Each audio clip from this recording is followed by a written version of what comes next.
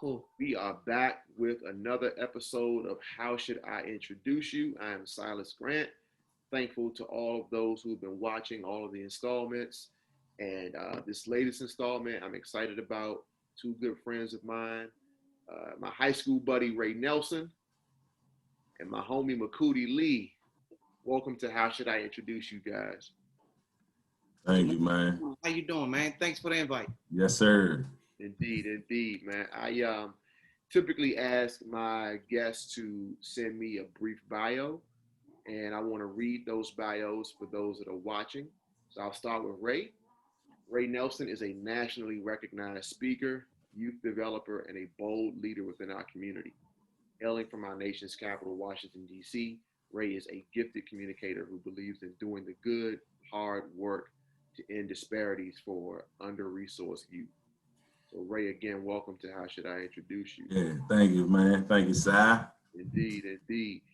Makuti Lee is a native of Washington, D.C., with over 10 years of experience in human services, youth development, as well as adult education.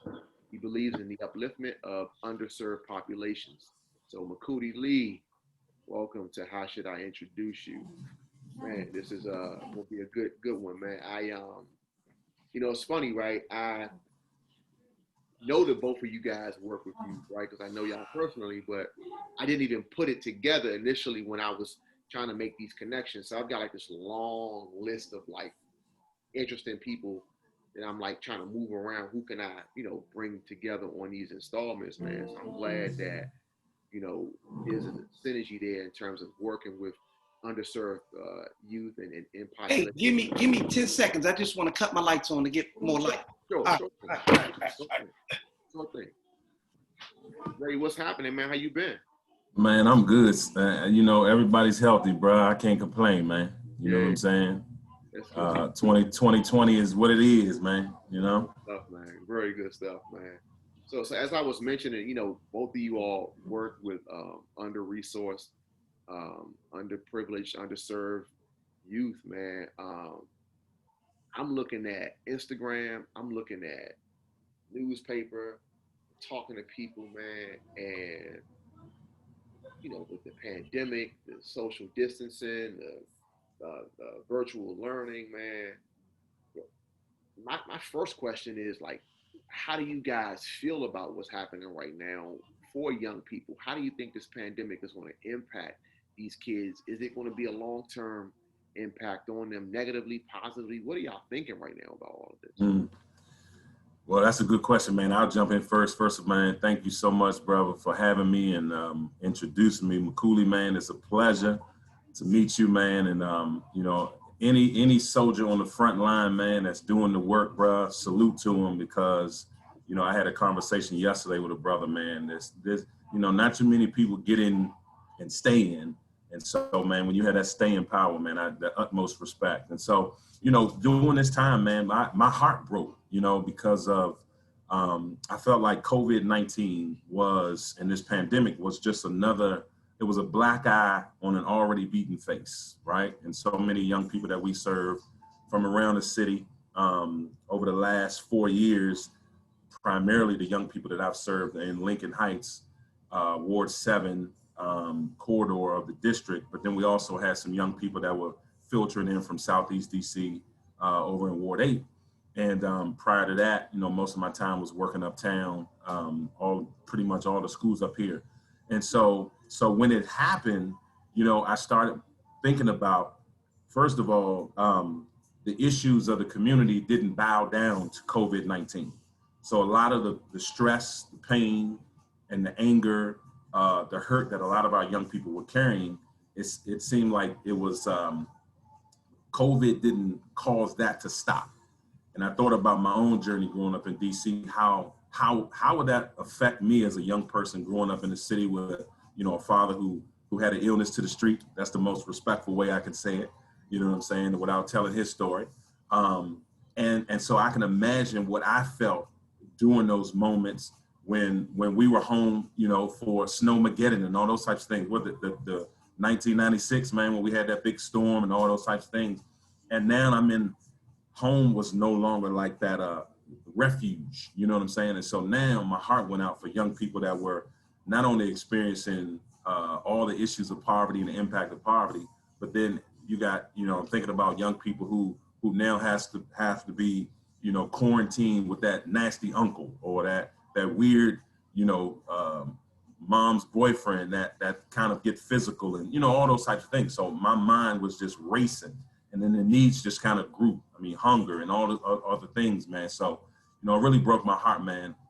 Not to mention the things that regarding education and the lack thereof, and the support of individuals who can really help and give the tutoring and, you know, homework helps and all those types of things, man. So it's a sad cycle that we continue to see. How about you, Makuti? Man, I think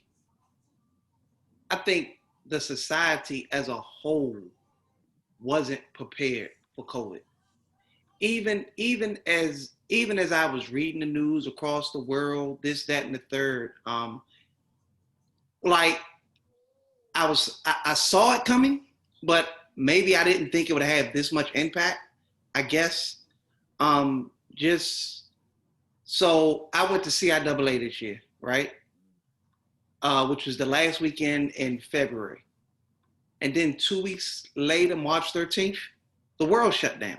Literally. Like in my mind, I was like, damn, 2 weeks ago, literally. You know what I mean? So in regards to education, I work in adult ed, Ray. You might have known. So I work with 16 to 24-year-olds, helping them obtain their GED, both male and females. So society was unprepared. The society was unprepared. So of course, a lot of people, myself included,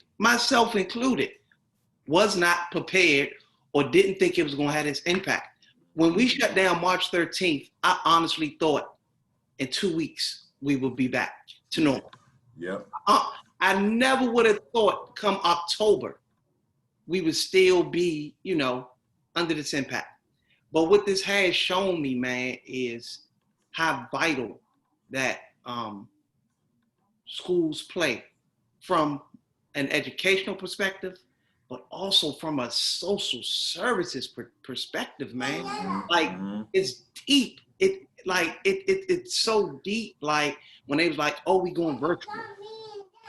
People say we going virtual is, you know, like, okay, yeah, we going virtual.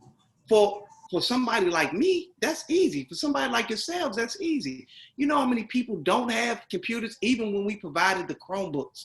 Yeah. Wi-Fi became an issue, right? Yeah. So then you had to provide hotspots, right?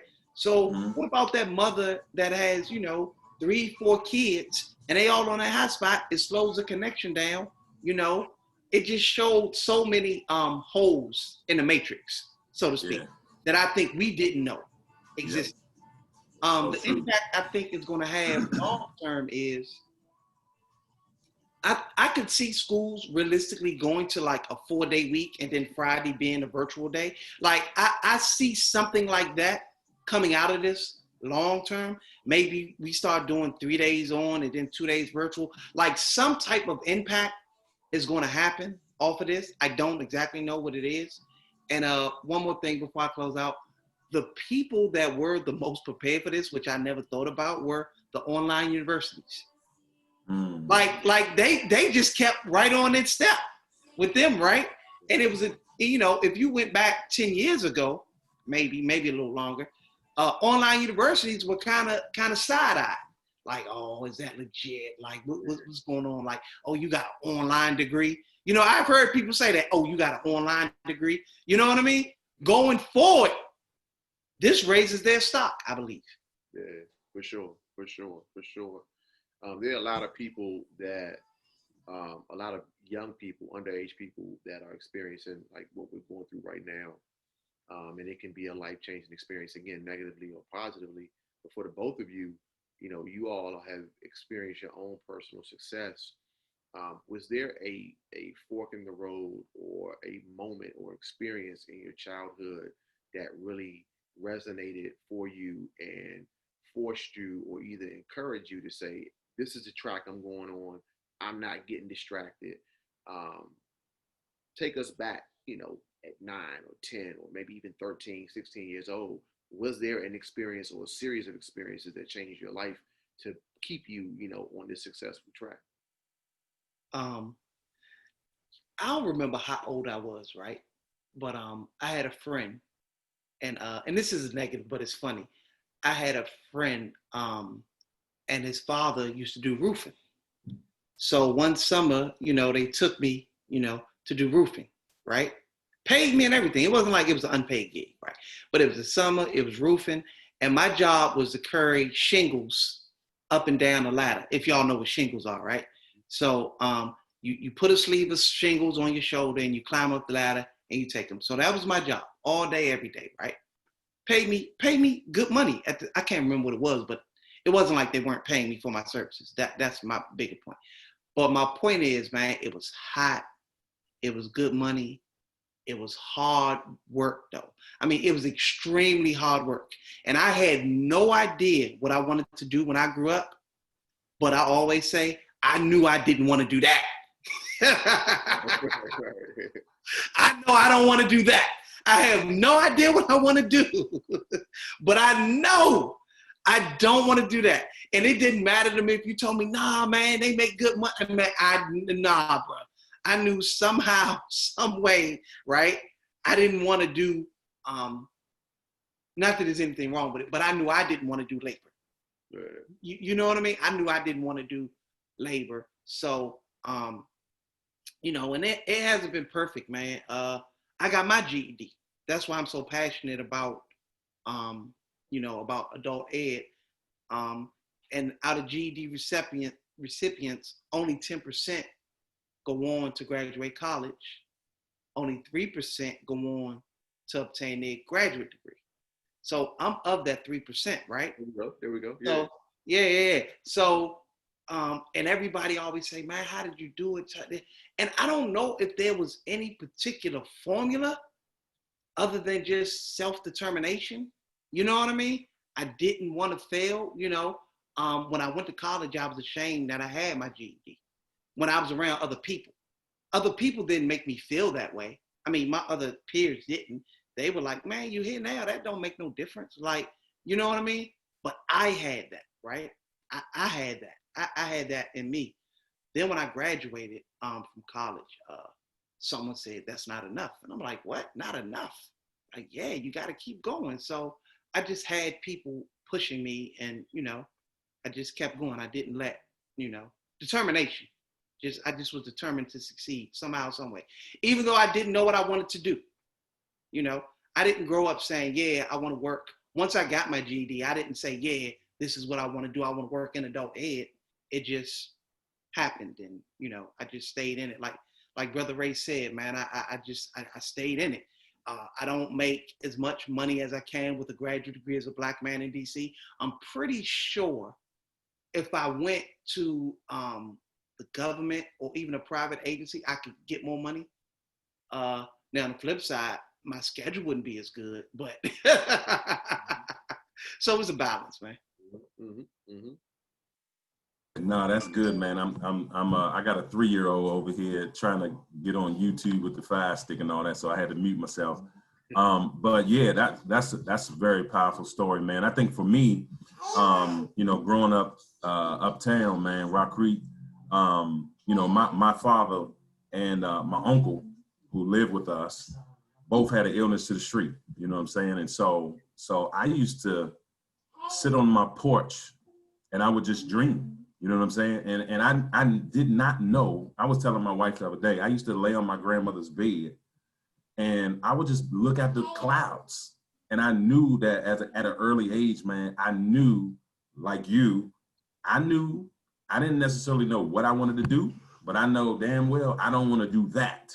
I don't want to be like, and I hate to say it, I didn't want to be like the people in my neighborhood. And so I was trying to do enough so that I can get the heck out of here. You know what I'm saying? And of course, years later, I realized getting out was not necessarily the answer, right? Because my defining moment in this work was because of the death of Ty and Antonio, who lived in our neighborhood, man, who, was gunned down, unfortunately, in 2002. And so that was kind of the defining moment. So it was kind of this idea like, well, I know I want to do something. I don't know exactly what it is.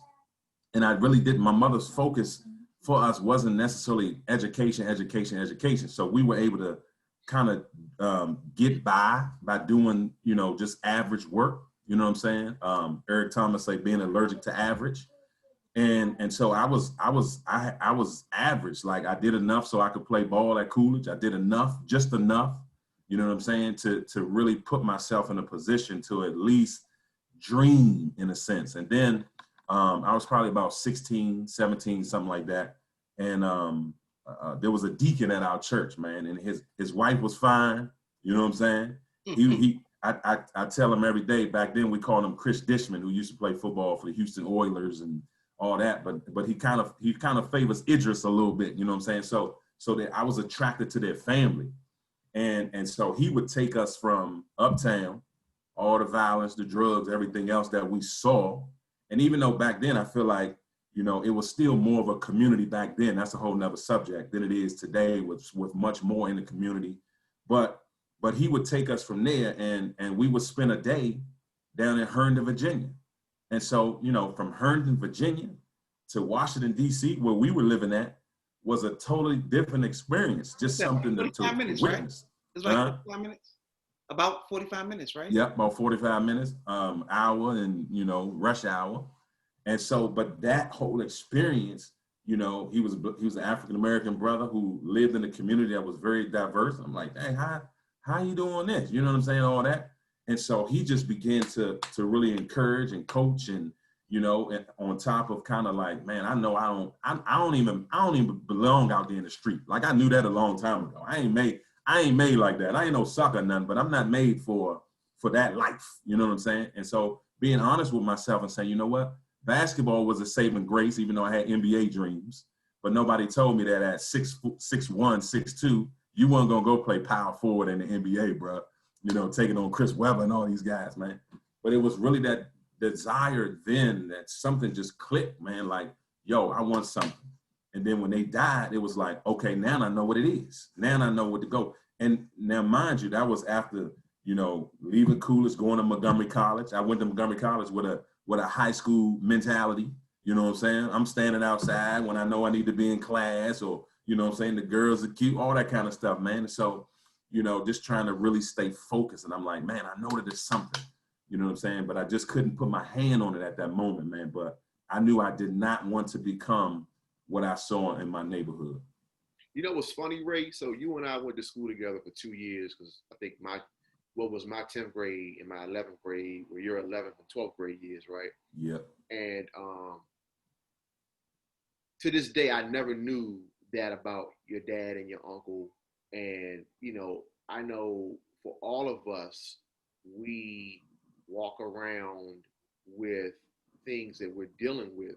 But the two of you in particular, the thing that stands out about the two of you, you all are both positive and high energy every time I'm around you, right?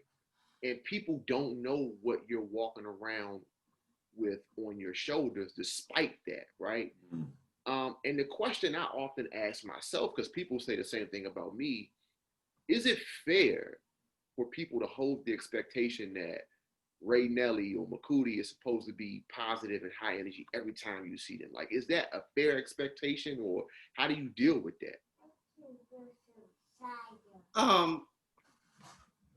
You know what, man? The answer to that is I'm human, man. You know what I mean? So if you see me and I don't say good morning right away, man, you know what? My number one rule is, man, forget a religion affiliation, educational affiliation, political affiliation. The number one rule I have is be humanistic towards other people, man. That's my number one rule, man. When I say be humanistic, like as much as possible, just do right by people, man. You know what I mean? There's no need to dog people out, man. That's just my number one rule, and that's what I try to go by. Just to back up for 1 second, like Brother Ray said, you know what, man? I had drug abuse and alcoholism on both sides of the family, and I didn't understand it. and I don't even know if this is true, but I believe I read, or maybe even I heard, and now I say I read, that alcoholism and drug abuse is hereditary. Whatever I read or whatever I heard made me say, to Ray's point, I don't want to do that. And that's why now I've never smoked and I don't drink. I don't drink. Now, let me offer this caveat. If you see me New Year's Eve and I do a New Year's toast, that's it. Like, that's going to be my only drink for the year. Right. You know what I'm saying? Now, I'm saying that because somebody might see this and say, oh, I thought you said you don't drink. You know what I mean?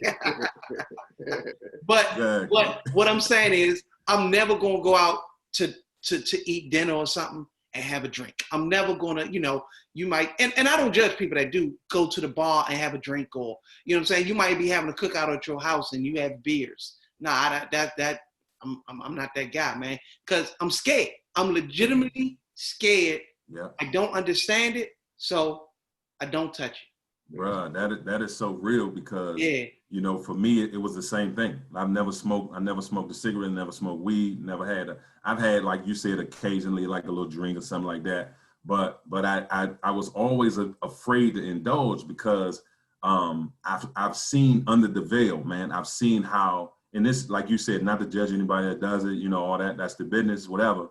And I don't even look down, like, look at them. It ain't even like that with me.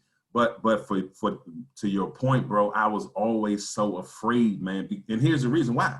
It's because I saw the impact of it in my own house. I saw how it changed the behavior of my dad, man. I'm actually working on a book, y'all, and it's called The Monster at the Door. That book is about my father. When them keys hit the door, while we sitting on the ground watching the Cosby Show and all that at night, sitting on the floor in the living room or dining room, we had, the big TV, the floor model, and then the little TV on top. And his keys, man, when his keys hit the door, I just remember, like, the fear of anticipating who's coming to the door. Is it either this monster, or is it my dad who's sober, who's getting ready to get high because he just got off work? And so a part of my, the question that you had before was all of the stuff that we experience in life. I'm like, I look at that and I'm like, yo, if I was able to come through all of that, like, man, I gotta be motivated. Cause I'm like, if it can happen for us, then I know it can happen for you. And so I'm like, my whole thing is hope, man. You never know when people just need an ounce of hope, man. People don't need us to preach to them, but sometimes they just need an ounce of hope, man, to keep pushing and to keep moving on. Yeah, man. And again, like, I witnessed you grow up the way you witnessed me grow up. And like, at that time, as you spoke about it toward the end of your remarks just a moment ago about coming out of it, but like, I saw you in it. And every day, like, I never saw you have like a bad day. And there's so many kids, man, that unfortunately, kids get attention when they show out, right? So imagine those kids who are not showing out. Imagine those Ray Nelsons in 1995 that is walking around the hallway laughing and joking, but deep down, you are worried about going home and what that looks like, right? Yeah. And it's amazing, one, that, we made it through that period. But it's also amazing that, the two of you have decided to dedicate your lives to giving an opportunity for other people to have the experience that you guys are having. Can I say something, Silas, though, man? Like, it's unfortunate that it's so many, I'm taking it off of us, it's so many people that go through that and they don't even view it as abnormal. Yeah. They become numb to it. Like whatever's going on in their house, it's not a big deal because they're so used to it. And so many people around that's going through similar stuff that it's not even seen as a big deal. And I was talking to somebody the other day, and I'm not even being negative when I say, right, but I had this thing, or my mom had this thing where it was like, you don't discuss what go on in this house with nobody, right? And I'm not even saying nothing crazy was going on in my house. I'm just saying in general, right? So how many people in our community have that same thing? Don't you telling people my business? Don't you go to school? So it's a lot of things that's going on that we aren't privy to because they have been told and conditioned, don't discuss business with outsiders. Now, you know what's funny, right? My mom used to always say to me, don't ask me a dumb question, right? And well, I'm not gonna say she always said it, but the times that she said it, they resonated. And I remember being a young adult, you know, 20, 21, and you know how you have those recap discussions with your parents, or you know, sometimes you may have the ability to say, man, um,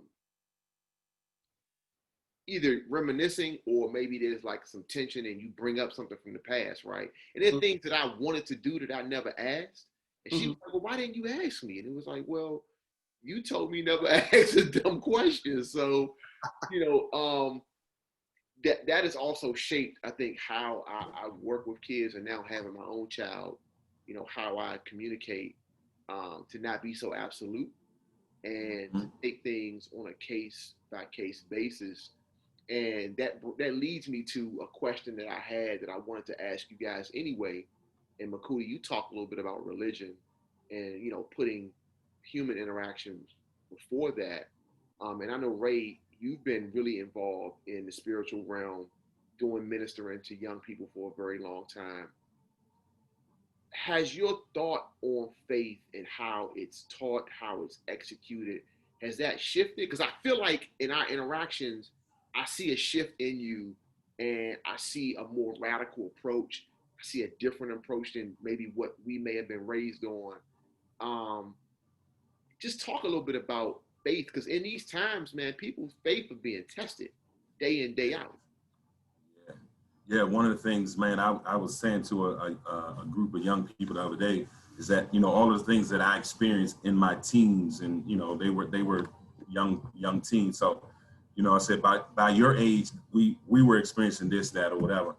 And so I said, you know, my grandmother, who taught Sunday school for like 800 years, right? So back then, if you wanted to go play ball on Sunday, you had to go to Sunday school, right? My mom was involved in it, but not as much as, you know, my grandmother, who every Sunday consistently, right? Black church, kind of, you know, got to have the tuxedo on to get up in that jump.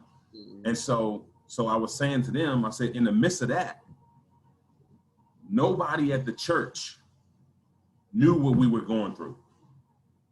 And nobody really asked us what's going on at home, right?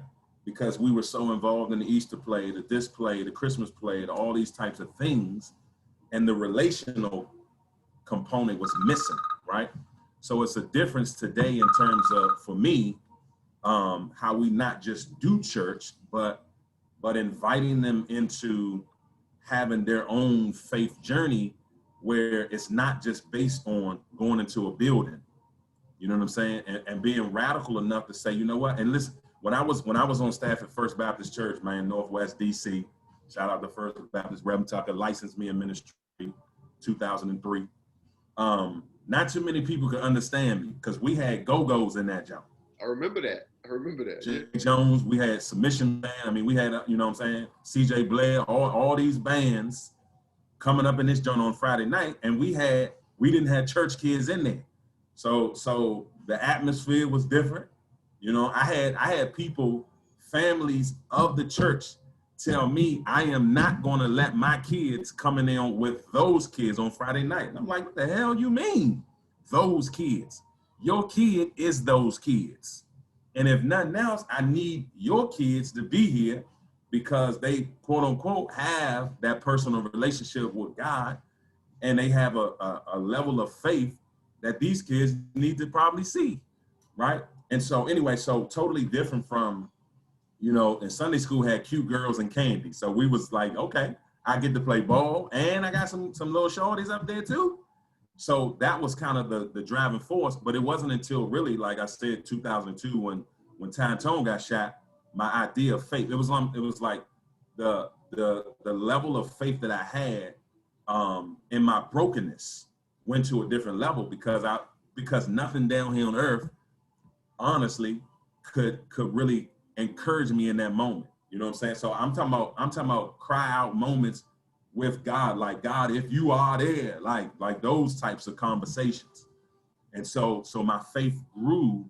And so a part of, you know, who I am now is a part of the story that God has written in the past, but he's still writing to this day to help motivate other young people that, man, listen, you can do this, man. You can do this, man. I'm telling you, if God can do this for me in my life, you can do it. But also my focus is not just preaching at them, because I'm like, God, how are we gonna help these youngins eat? How are we gonna help them get a GED? Like, we can't just preach them into the kingdom. You know what I'm saying? And they're dying left and right. True story, real quick. So one of the youngins got shot uptown. Actually, my man Earl Davis, right? So Earl's son, Brian. Yeah, good man. You know Earl? Mm-hmm. So Brian was shot 3 years ago now, right? For almost 4. In fact, and I met Earl through you. Matter of fact. Yeah, at Parkview. Yeah. Yep. When you came to Chicken and Waffles. Yep. So his son was shot. The day he was shot, it was, I think, like 10 people got shot, right? So out of the Gleason and a couple other youngers that died up in there, they used to come to our go-go's, right, at the church. And we used to do this, you know, hey man, if you want God tonight, raise your hand, right? And this is why it's got to go beyond raising your hand. So I told the church, I'm not doing that anymore. I'm not going to ask these youngins to raise your hand if you want Christ today. If we can't walk with them, if you're not going to provide the adult support and leaders to walk alongside these kids, man, to help them, to disciple them in this decision that they made. This is a huge decision, especially for young people that are making this decision and going back to a home that don't want nothing to do with Christ, don't want nothing to do with the church, all this kind of stuff. And so we did a great job of getting young people saved, but not doing a great job of helping them live life while they're here. Now you don't know this, Silas, but my mom is a Jehovah's Witness. Has been my whole life. Okay. Whole life. Used to drag me to the Kingdom Hall 3 times a week, bro. The one on if you're from uptown, is on 14th and Hamilton. She doesn't go to that one anymore. She goes to another one. Actually, I haven't been in so long, I don't even know where the new one she goes at. But I'm just saying. So my mom was a Jehovah's Witness. So, you know, but for me, I never liked it. Even when we have conversations now, right? And she'll say, yeah, you told me from a little boy, you didn't like it. Like I just was I never was into it, man. It just was too much. You know what I mean? For me, right? But one thing she says, and I agree with, she said, it didn't hurt you. It didn't hurt you. Yeah. And so what I mean by that is, like, certain things, like, and I stopped going when I was a teenager, man. Like I stopped going, like, when I was old enough to buck, I bucked, bro. In a respectful way as possible, right? But certain things are still with me, man. Like in the Kingdom Hall, I don't know if you know, right? They still call everybody brother or sister this, whatever you like. Your name will be Brother Grant. Your name will be Brother Nelson. Same thing. Yeah, right. So I still do that to people, man. I still do that to people, right? So I say to this day, man, I never celebrate my birthday, man. Like, unless I got a girl and she want to make a big deal about it, I don't, holidays, none of that, right? That stuff is just in me. So when you talk faith, right? So I've never really been a big religious person, right? But I don't, we all seen the movie Minister Society, right? Yeah. Remember that part where Charles Dutton says, man, if I can't remember the Sharif, if Allah makes Sharif a better person, then do that, man. Yeah. If Jehovah makes this man or woman a better person, then do that. If Buddha makes this person a better person, then do that, man. If the Nation of Islam makes this man or woman a better sister or brother, do that, man. Like, I don't knock nobody. I don't say no religion is better than the other. I feel like there is some divisiveness within that, with people, people saying, hey, my God is this, or my religion is the right religion. I don't get into all that, man. Do whatever makes you the better person. And I'm going back to my point. Just be humanistic with people, man. Before your religious affiliation, whatever, just be humanistic with people, man. Like, that's the faith that I subscribe to. Humanistic. I got you. You know, so Makuti, you work more with adults. Ray, you work. Well, young adults. Yeah. Adults. I mean, 16 to 24. Yeah, a lot of them are living adult lives though. Like, Yeah. 17, you know what I mean? Yeah. But with respect to just restoring our inner cities, restoring our Black communities, obviously children have a set of challenges, adults have another set of challenges. Who do you think, if we had to put a priority or preference in place, who do you think we should work on first, the children or the adults? Yeah, I love that. I'm always be biased and say the children. But here's the thing, because I say this to our team all the time, man. Listen, we work and serve with and partner with these kids, man, till we're blue in the face, but they got to go home. So a part of our work now is actually working on both. But my man Juan Pacheco, man, Juan and I caught up yesterday. Juan served for many years down in Northern Virginia, working gang task force, all that kind of stuff. And Latin American Youth Center, he was working over here on Columbia Road. And he has this saying, man, he said, you always hear the saying, it takes a village to save a child. But he said, what if it takes the child to save the village, man? And so that has always been in my mind. So I really feel like we have to do both. Some of the young people that we're serving right now, man, if you look at their timeline, and if you look at the environments that they're in and the atmosphere that is either conducive for them to grow, learn, develop, and walk in greatness, it's not there. You know what I'm saying? And if you look at, like you just said, they're living adult lives, and it seemed like the adults are living a young person's life. You know what I'm saying? Because it seemed like the parents have become the young people.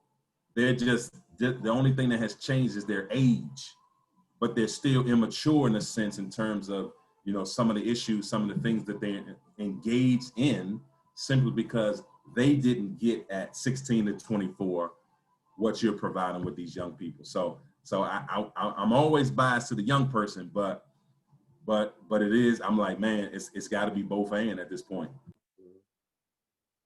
I'm gonna say both, because like Brother Ray said, man, for the most part, no matter what you do for young people, they go home to the same environment, man. And what happens is sometimes it can cause a divide. And let me give you an example. So let's say a young girl or young guy comes up in poverty, this, that, and the third, right? And their family is broken, but they get it right? Let's say that young person, through sheer will and determination, gets it right? Which happens, right? They go off to college, right? What happens? It's taught to them, don't go back. So then family says, oh, he too good, she too good for us now. And that causes a divide. And the child or the person says, no, I'm not too good. Y'all just not on what I'm on, and I don't want to be involved. So or you go back and it's not enough. Huh? I said, sometimes they go back, but it's not enough for the other people. You know what I mean? You say, is that enough or it's not enough? And sometimes they go back, but the people that are judging them feel like it's not enough for them to come. No. I'm agreeing. So that's what I'm saying. That's the divide, right? So how do we, I'm keep going back to these old movies, right? because I got to watch all these things in education. But it leaned on me when Joe Clark, Morgan Freeman said, if the parents can't read, invite them on Saturdays and teach them how to read too. Like a model like that has to be done. You know what I mean? Yeah. There was an elementary school that had GED classes for parents at night and on Saturdays. You know what I mean? But I think a lot of the parents were kind of embarrassed or whatever, so they didn't want to participate. But what I'm saying is, you can't just work on the child and not do something with the parents. Now, on the flip side, sometimes the parents will get on board with you just working with the child. You know what I mean? It just okay. So let's say an athlete comes from a broken home, right? This happens way more, and Ray, I'm sure you can speak this. This happens way more than, let's say, academic prodigy, right? But a child at 13 years old, they see has gifts athletically, football, basketball, or whatever, right? His support system around him, no matter how messed up his parents are going to make sure that child makes it to college and the NBA, right? You can't mess up. Whether they got to take them out that house, whether they got to take them out of Coolidge and put them in whatever school they got to put them into to make sure that goal is not messed up, right?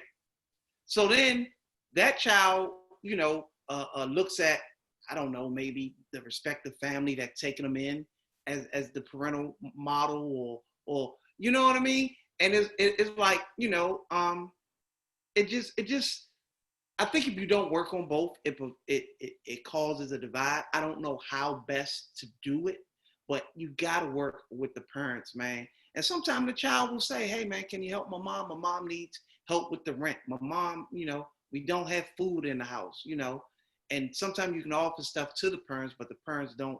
I'm not talking about the food and stuff. I'm saying like services to help them get better or whatever. And the parents don't accept it, but you at least got to put the offer out there. Hey, it's some job training for you too. You know what I'm saying? Stuff like that. But you know what's funny, right? So you talk about the example of people, the surrogate family identifying the kid with the athletic talent. Right. Isn't it amazing that like we can identify that early? Right? Yeah. 13, 14. Oh, he can go. Yeah. He can go. Let's go. Specifically for the sports though, right? Like that example was so on point because now in females, they can do it for gymnasts and I'm gonna say maybe tennis, maybe. Yeah, a few others, golf, whatever it may be, right? But still, like we find the ability to extract that talent when it's a physical, athletic thing, right? Right. So how many of us have seen examples of a kid who is excellent in the classroom at 8, 9 years old, and we make the same provisions for that kid? It just doesn't happen as often, if at all. It doesn't. It just doesn't. It doesn't. Like maybe you get a teacher in middle school that says, hey, maybe you should take this test to go to Banneker School Without Walls. Yeah. Maybe we get that I'm saying that's probably the degree of it. Am I wrong? Like, I mean, talk to me. We all from the city. That could be. Yeah, no, I think you're spot on. I mean, I think I'm even when I think about my own journey, it was kind of like the way it was done, like my grade school years, maybe 4th, 5th, 6th grade, they started giving me opportunities like host the school assembly, like that type of thing. But it wasn't like, well, this child has a specific gift, like, playing ball or something like that, where now we're intentionally and strategically identifying what it is. And then here are some next steps. It was kind of like, no, let's give them an opportunity to present or host or something like that. And so now at 42 years old, I look at those as those opportunities as like, hey, those were the things that kind of built, right, a skill set or a gift in a sense, right? And I use that term loosely. To be an orator? Yeah, to be orator, to public speaking. Okay. Sometimes even with like people who have like gifts to sing, and so they'll push that, but it won't be kind of like, let's intentionally like connect them to Duke Ellington, You know what I'm saying? Like, it would be like, oh, I want to, can you be in this program, but not necessarily, let's see how we can create kind of a ethos for you to become a professional or to use that gift to take you to college and pay for your college. You know what I'm saying? So, and then like to the other point, what you mentioned, man, about a college student. I got a student right now. I was with her on Wednesday. I'm not gonna say her name. Yeah, please. But came out of H.D. Woodson. Right. Her in her senior year right now at Norfolk State University. Okay. And first thing she said to me is my family hating on me. I'm like, you know, break that down. What you mean? Well, my sisters told me that I think I'm better than them, and my mother ain't trying to help me. She said, nah, I ain't helping you, right? So it's kind of that, to your point, man. It's like, we have to do a better job, man. And so now my thing is, okay, I can't go out of her mom and be like, man, y'all don't know what y'all doing, y'all, because that's going to totally shut them down. But I got to figure out a strategic way to encourage mom to continue to encourage and be a coach and a voice for her daughter, right? Your daughter, man, like sit back and look at what's happening. Not too many people come out of this neighborhood and go to Norfolk State University. You know what I'm saying? Let's celebrate that. And then let's figure out how can we help and support. So, you know, one thing she told me on Wednesday is like, man, my laptop's slow. So now I'm working on like, okay, I'm not telling her like, we gonna do this and we did this. You need to tell me when you get back home, let me know what none of that. But it's like, yo, how can we put some resource? We got to figure out how to strengthen the resources that are around our young people and their families so that we can break these cycles, man, because, you know, they got little siblings and stuff that's coming up behind them. And it's like, yo, if we don't pass this test, then the test is coming again, man. But yeah, to your point, man, we got to do a better job. We identify it, but then we just kind of let it just kind of hang out. And then you know what blows me away is that and I'm going back to our childhood side, when we were at Coolidge, you know how many dudes and young ladies for that matter too, but how many guys, man, could have been on our team and really took the whole Coolidge to another level, but they didn't have the grades. Right, and nobody really focused on like, how can we get these brothers on the court? Bruh, listen, I played baseball, right? Wow. And I played baseball in 10th, 11th, 12th grade, right? Can they even field baseball teams in DC public schools now at the high school level? They do. Okay. They do. In fact, in my estimation, from my period to now, I think the team's a little better now. Okay. But man, there are guys that, Ray, you and I know, I remember them coming out for like one practice, right? There's like 3 or 4 guys that if they had played, we would have been really competitive, right? And some of it was grades, but some of it was like, I'm too cool to play. Yeah. And I'm talking about not just baseball, basketball, football. Yeah. There were guys who, you know, at that time, the mindset was, I'd rather be fly in the stands, joning with the girls and watching the team lose and just being able to say, if I was out there, we would win. That was the mindset. And it was like, yes, man, it was a couple of guys, man, I used to beg, like, yo, play with us, play baseball with us. We can really win. And, you know, they didn't. And to your point about in your early years, hosting the assemblies and things like that, I wonder if it was totally, you had it in you and they identified you as a potential host, or if you had put more kids in those positions, would they have developed into what the potential would be for them, right? So it's like the chicken versus the egg thing. Like we highlight and extract the kids and we point out the kids that do well, but the kids who aren't doing well, if you put that responsibility on them, I wonder would they just show up and shine as a result? Yeah. That's a good point, man. I think that's one of the things that I've always tried to do. Like whenever I have to do, this is pre-COVID, of course, man. Whenever I'm invited to speak or to do a training, I always took a young person with me to co-facilitate. And not just to set the chairs up, not just to, you know, move the stuff over so I can get up there, make sure my microphone working. But it's like, no, because the potential that I can see in this young, oh man. You got it. You back. I'm back. Okay, my bad. You know, the potential that I saw in this young person, man, I'm like, yo, we've got to create these platforms.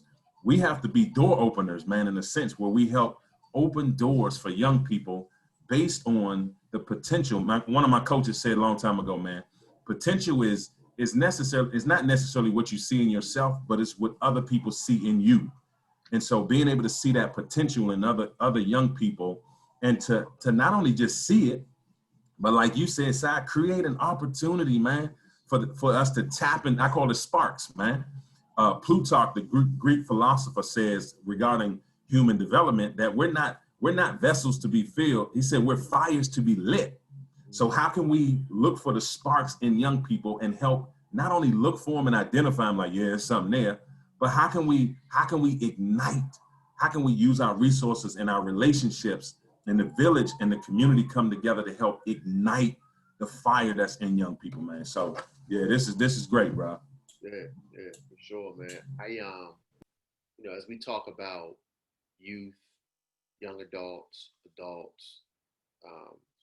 specifically those of us that are Black and in the cities, man. I'm sure the both of you have seen. They don't even use the term inner city no more.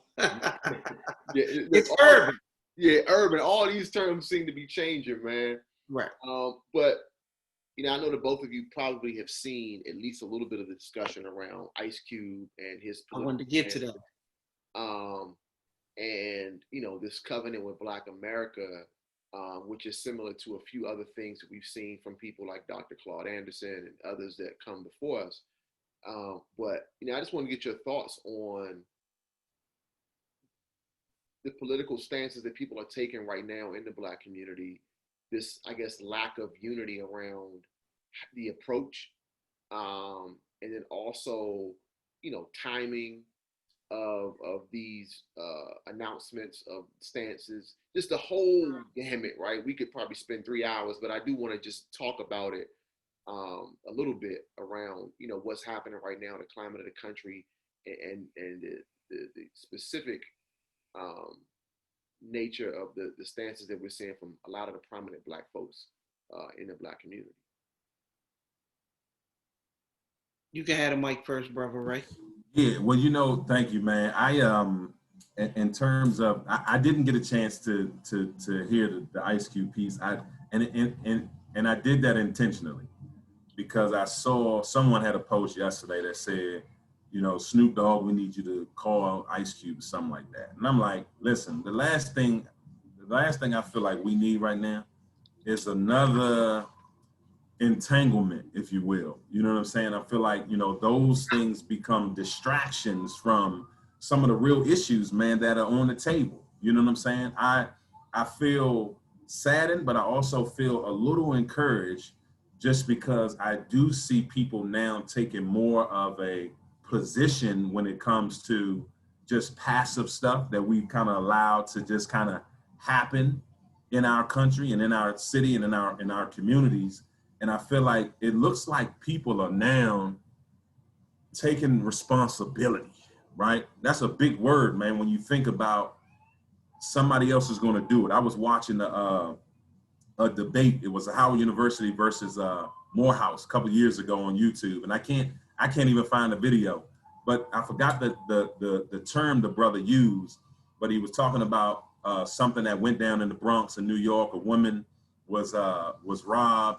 And people just kind of walked past, saw what was happening, just kind of passively, basically were like, that's not my business. I'm gonna mind my business or whatever. And so somebody else would do it was the term that he used, but he defined it in a different way. And so, man, I see that like somebody else is gonna do it. Somebody else is gonna do it. And now it's like, no, we have to take responsibility. And I don't know what the wake up call has been. I mean, the guy that's in office right now could be for a lot of people the motivation to like get out and not only just vote, because I'm saying, yeah, vote, let's vote, but also use your hands, use your feet, man, use your voice, get up off your cakes, man, and do something. Get involved in the neighborhood, get involved in the community. So I'm encouraged, but I'm also at the same token, I'm feeling like, it can go either way.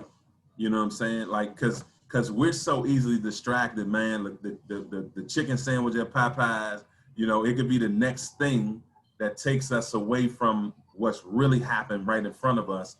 And I'm afraid, man, if we continue to be distracted, we'll miss the moment. One of my favorite scriptures is Matthew 14, when Peter said, yo, Jesus, if that's you, bid me to come, tell me to come. And he said, come. But when he looked down, first he took his eyes off where he was headed, the focal point, and then he decided the wind and the waves. So my thing is, what's going to become the wind and waves for us? Like, will we continue to allow the wind and the waves to distract us and to take us off course? Yeah. Golly, man, it's that's a loaded question you threw up there, Silas, man. But I'm gonna tackle it, man, because I actually wanted to get to this, man. To take it back before Trump got into office, the 8 years, and I often say, and this is not an attack on anybody. Let me preface that. I'm not attacking. I'm just having conversation. I think Black people got lax and spoiled the 8 years that Obama was in office because we were happy he was there. Meaning we didn't, I say this all the time, people don't look at it. How many rappers went to the White House, met with Obama, got photo ops? And, you know, they said they had conversations. And I often say, well, what legislatively came out of that? In 8 years, like, it might be something, but I can't point at anything. I'm not attacking Obama for that, though. I'm not. Because he could say, hey, they didn't ask me to do anything. They didn't ask for nothing. They came in, they had a good time. We saw a lot of Black entertainers, everything at the White House for 8 years, right? And we were all happy, and it was a great moment. The great moment. I remember when Obama first got elected, man, I was so happy, man, you know. And the second term too, but not as happy as the first term, right? But I did start looking and I started saying, okay, what legislatively is going on? And it was just more of the same. I mean, across society, right? So then what I'm saying is we didn't step up. When I say we as people, I don't felt like we stepped up enough to make demands of Obama or not even Obama, the Democratic Party while Obama was the president. Let me say that. Let me not put it on Obama. We didn't as people step up. And let me preface this by saying, and you know this, Alice, but you don't know this, right? I'm an independent, not a Democrat, not a Republican. I tell everybody I'm an independent, right? So Trump gets in office and, you know, people view, you know, feel a certain way, right? So I'm gonna just be honest, man. You know, if I haven't studied it in detail yet, Ice Cube's contract with Black America, have I dug my teeth into it? No. But I gave it a glance, a baseline view, right? And I think people are unfairly attacking him. He's been very, very, very clear. He said, I am not endorsing Trump. I'm telling you what happened. I put a contract out. And I want to get your thoughts on this too, Silas. He said, I put something out. Biden came to me and said, or Biden representatives came to me and said, we'll talk to you after the election.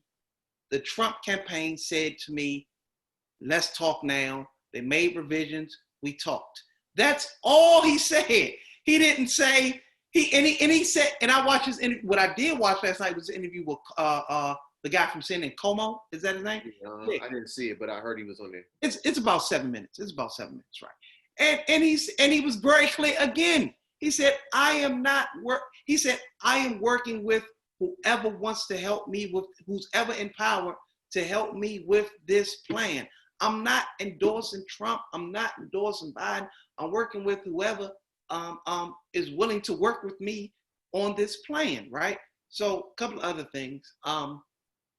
You know, I look at it as we cheer for Biden when he sits down with 5 minutes for Cardi B. Not that I'm attacking Cardi B, but nothing. She didn't ask for anything, right? It was a basic generic, but he can't give Ice Cube 5 minutes, who got a 25-year track record of putting Black people on. I mean, yeah, it's been in the entertainment industry, right? But this man has a maybe I'm exaggerating, right? Might be longer. Huh? Might be longer. Maybe, right?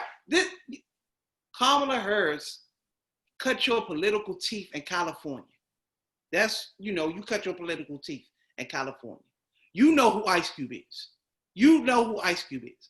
I respect for you. I think Ice Cube has earned the right to get 5 minutes with the Biden campaign if he has a proposal. If you can give Cardi B 5 minutes, I think you can give Ice Cube 5 minutes. That's my personal thought, right? And I'm not attacking Cardi. I'm just saying, right?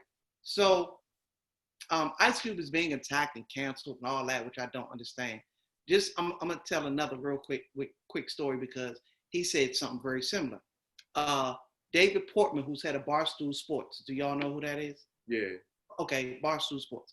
He said, hey, I'm an apolitical guy, right? He said, I've never interviewed anybody in my whole life.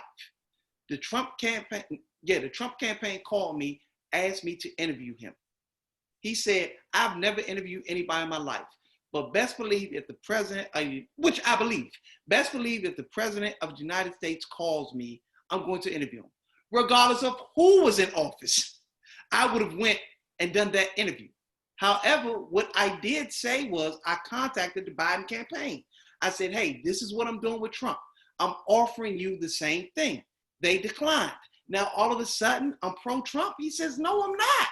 Yeah. I offered the same thing. And I think people don't look at it. So bottom line, what I'm saying is, if somebody's coming to you and you say, hey, Ray, I have this right here. You want to sit down and talk about it. And you say, Makuti, I have this. And I decline. I can't say, oh, you pro-Ray? Nah, I offered it to both of y'all. So how are you all of a sudden canceled now because Ray took you up on the offer and I didn't? Yeah. Now I'm saying you canceled.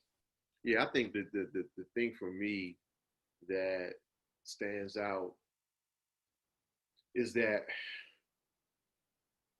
this is my first time saying this verbally, so it may not come out perfectly, but I feel that everything in politics comes down to how you feel about Black people. Mm-hmm. That's my perspective, right? Let's take, for example, welfare.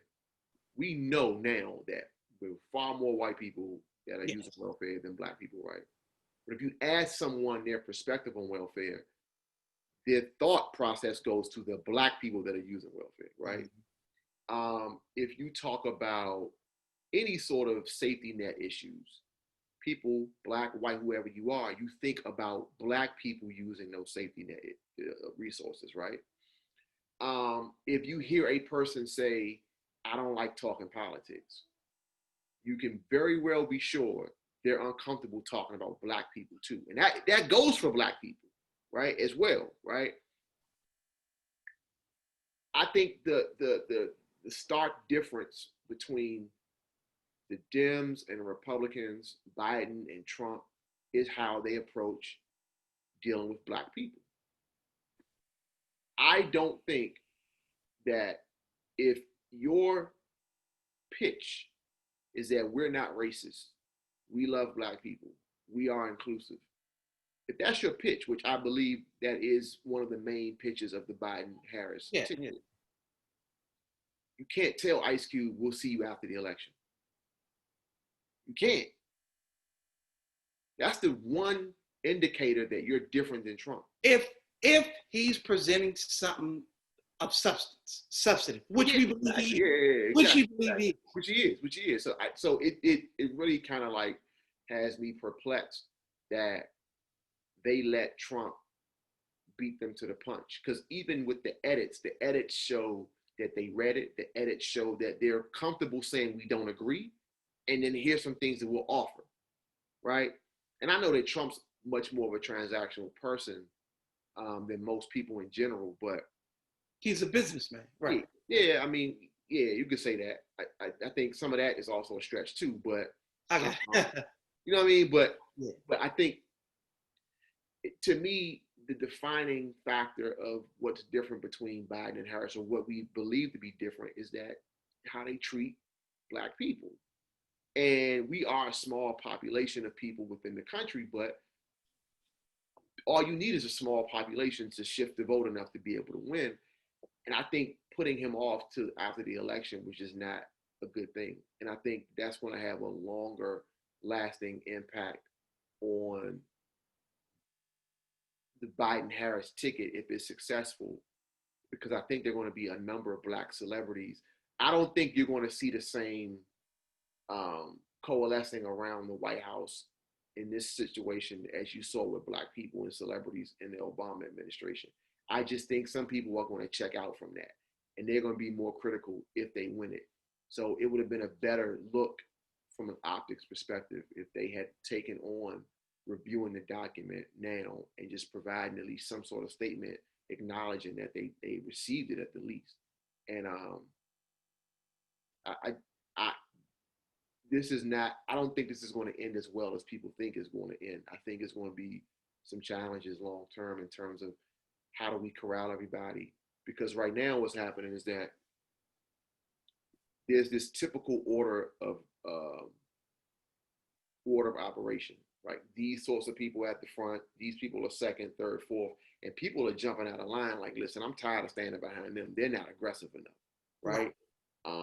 You know, it's easy for somebody who's Black, who has a recurring role on CNN to tell me to chill, right? You got a budding career, you're writing books, you know, you've got speaking engagements, and you're telling us, let's just wait. And it's like, nah, we can't wait anymore. So it's going to be interesting either way, I think, in January of 2021. Another point I want to add, especially when couple of points I want to add, especially when we saw you sit with Cardi B. We saw you give Cardi B 5 minutes. We saw that. Yeah. And you bragged about it. You endorsed it. You publicized it. Look, I'm sitting with Cardi B. And once again, I'm not attacking Cardi B. You can sit with Cardi B when she didn't even come presenting anything. She didn't. Ice Cube is saying, nah, I'm coming presenting with something. Let's talk. And you pushed them off. Yeah. Yeah. Dr. Claude Anderson interview with the Breakfast Club. Well, it aired yesterday. I don't know if you saw. I didn't even know that. I'm going to watch it today. Guess what? He say he really hasn't been involved in politics since the Jimmy Carter administration, right? Yeah. He said, Charlamagne asked him, has either party ever contacted you about your powernomics, what you call it? He laughed.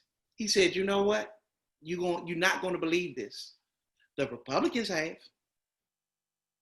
Democrats, no. Yeah, Kanye actually sat with and he said, I can't believe that, but that is true. He said Kanye sat with Jared Kushner. Yep, Jared Kushner. He said he talked to Kanye. He said he talked to Kanye all the time. Jared Kushner. But that's amazing. Here you have a Black man with all this wealth of knowledge, right? Knows politics, knows the game. Now, he did say Black people have to vote. He didn't endorse a candidate yesterday. He did not. He did not endorse either one. But he did say that to Charlamagne. He said, believe it or not, Democrats never. Republicans, they have reached out. Now, maybe they want to take his plan, because the plan, maybe they want to take his plan and use it for themselves, right? Maybe, because a plan is a plan, right? You know what I mean? Whether it's for Black people or whatever, they can just switch it up and make it for them, right? Maybe, right? But my point is,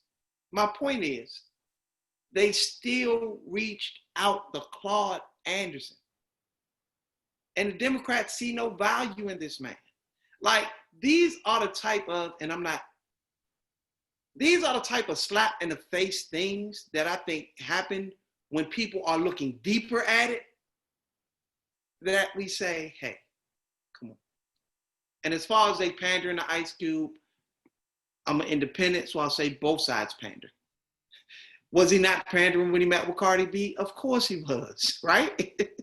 Like, I'm just, and I'm not attacking him for it, but of course he was, right? So it's on the flip side, is Donald Trump pandering when he meets with Kanye? Of course he is, right? So they both do it. That's all I'm saying. Yeah, he might have seen that WAP video. That's why he was Cube ain't got no WAP video, you know what I mean? Oh man. But like you said, man, this is a leading voice, bro, of African American people. One of the leading voices. You gotta make that happen. So yeah, good stuff, man. Yeah. Now, instead of canceling Ice Cube, I think we should be putting more pressure on the Harris Biden ticket. You sit down with this man. Don't, and that's where I wanted the energy to go.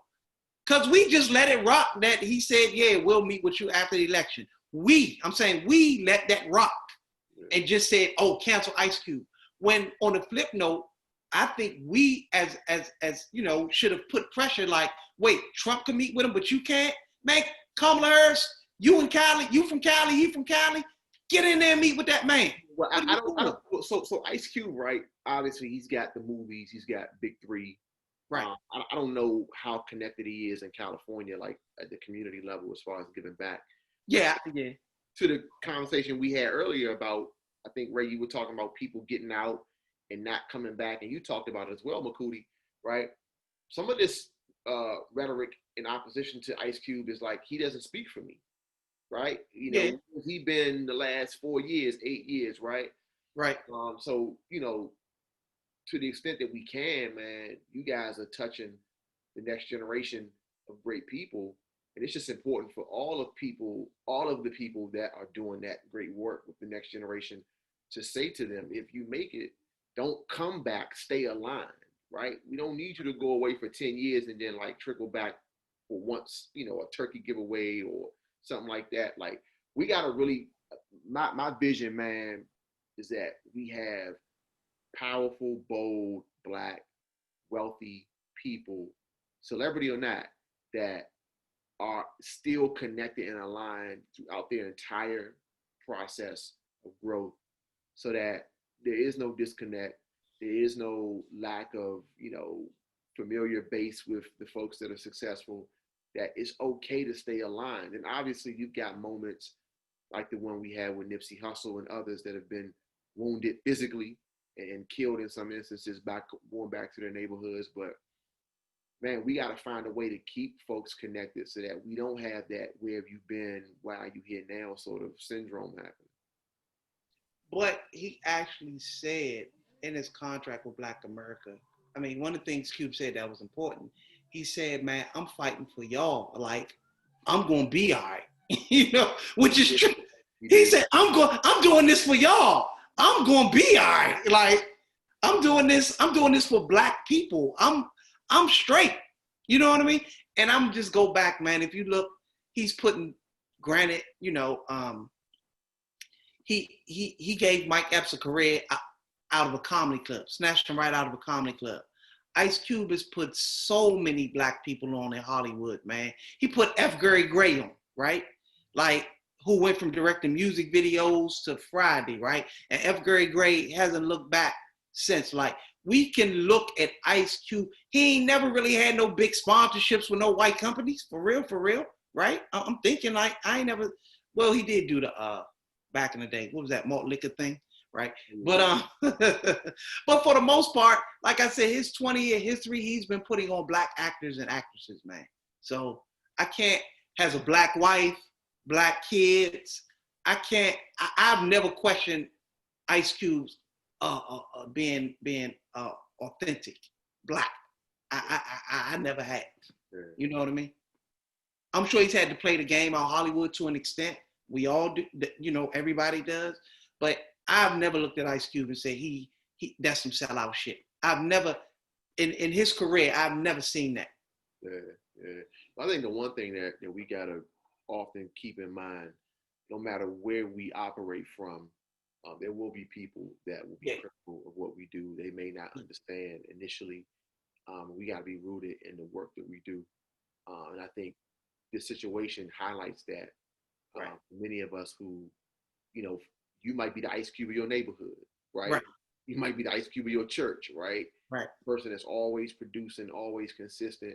And then there's one thing that you do that's kind of off to the left or right. And it's like, okay, you figure out whether or not people really support you or not. You know, if they really give you a little bit of a leash to do something different, man. So, you know, I think that's a part of growth and a part of like the matriculation through the leadership process. And one thing I think that we as Black people missed is we didn't have these same demands on Obama when he was in office. And I think we should have put more pressure on Obama legislatively. Like this contract with Black America and all these plans. Let me ask you the when, because like I know for me, November 4th, whatever day it was, I was ecstatic like you were, right? No, the second term. I think at some point, I think, and this isn't his fault. I'm not being critical of him. It's not about him. It's about us. Yeah. Yeah. I think we should have put pressure. You know what I mean? I also think some of us, obviously not the three of us, but I think some of us thought he would be in there forever too. Trump was coming behind that either. So he did replace a Supreme Court justice, right? He replaced one, right? Yeah. Right. Yeah. He replaced one. Like I don't remember being a lot of pressure on him to replace him with a Black person. You know what I mean? Yeah. It's just things that we didn't. No contract with Black America was presented to Obama. Nobody, I can't remember saying, what are you going to do for Black Americans? Like, we didn't put pressure on him because we were so happy he was there. So we didn't put pressure on him, right? Like, we are putting pressure, on Biden and Trump now. If we'd have started earlier, maybe we would have gotten, more and more. You know what I mean? And maybe going forward in the election, if we carry it with the same energy every election. And another thing I don't like, we gotta start being more, and I know we gotta start being more active locally, man. That's where it starts for us. That affects our day-to-day, man. Our day-to-day where we live at, with our schools and everything else, that's where it starts for us, right? The day-to-day, the local politics, man. That's so where it true. starts day-to-day. So true. We gotta put more pressure on the local elected officials everywhere. Yeah. And more importantly, not more importantly, but I think to add to that, we have to also, I think I talked about this on a different installment, but there has to also be some sort of change in the types of candidates that are presented to us too, right? The Speak to that, please. whole, dark suit, red tie, shirt, stock photo like this with your arms folded, saying all the right things, right? It's got to be some mothers and grandmothers that are running for office locally, right? It's got to be some people who don't have graduate degrees running for office. It's got to be, because those are going to be the people that attract people that wouldn't normally come to the polls to go to the polls, right? If you're not going to continue to watch some sort of quote unquote competitive sport if you don't like the teams that are playing, right? So, I think this period has to spark different people, but different types of people to run for office, right? We've seen a couple of, No, go. We've seen a couple of moms of young men that have been murdered by police decide to run, right? Yeah. We've seen examples. Somebody won recently. Yeah, I can't remember who. It was the young guy who was killed because the person next to him didn't like the volume of his music. I can't think of her name, but I so apologize for not, but somebody did run for office. She ran. So we need more of that, right? I think that is as important as voting. That is as important as voting nationally or locally. We got to start pushing some people that we wouldn't expect, right? Same way we not only push them, but fund them. Fund them, yeah. Because that's Yeah. That's a part of it too. Yeah, all of that, man. And I think that's where, to go back to what Ray was talking about, that's the example of the kids you wouldn't normally pick to host the assembly, that you let them get in that position. And when they get in it, they're going to step up to the plate. They may not even know the potential they have inside of them, right? And I think we got to give more people opportunities to say, man, you know what, you should do that. And we're starting to see that locally. I just hope like it catches fire across the country too. Yeah. Yeah, man. Well, listen, guys, man, this has been a great discussion.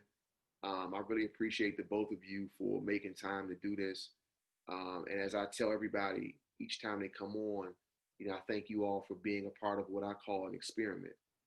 Folks are getting on a Zoom, not knowing who the other person is, and to be able to open up the way you guys have, man, it is beneficial not just for me, but for everybody that's viewing it. So again, thank you to my man Ray, my man Makuti for coming on here, man, and spending some time with me. All right, man. Yeah. Good to meet you, brother Ray, man. Hey, good to meet you too, man. Let's exchange information, man. Sav, you Yeah, can yeah, just yeah. shoot that, man. But I just want to say publicly, bro, Silas Grant, Uncle Frank, man, I'm so proud of you, bro. So keep up the great work, man. You keep doing your thing, bro. I Yeah, appreciate no problem, man. You always there for me when I got a question. Of course, it. I'm come on your platform, man. That's it, man. All Well, right. listen, Show. for those who are watching, man, this is another installment of How Should I Introduce Hey, You? man, you and Tony need to bring back Heart of the City too, man. What's funny, real quick, I was talking to him, man. So I think he may be trying to do something. So obviously, It's time, man. It's time, man. Y'all were just a little ahead of y'all time, man. yeah, you know what though? And I don't want to go off on a tangent, but I always push back when I hear that phrase ahead of time, right? I don't know that honestly we put the effort in that we should have. You know what I mean? Like it was such a free flowing conversation that I think we didn't always see the need for more effort. So I think sometimes when people are a little ahead of time, you got to also question like where was the focus and where was the effort, right? And so, you know, I saw some videos the other day of us on there, and I was like, man, that was a good time, man. And if we can recreate that, certainly I'd love to do it. Yeah, man. Y'all need to, man. Y'all need to, man. Yeah, I appreciate that, man. All right. Yeah, but for those that are watching, again, every Sunday we post these, and hopefully, What time is going up? Probably in early afternoon tomorrow. So yeah. Okay, just send me the link when it's done, and so I can push it or whatever. For sure.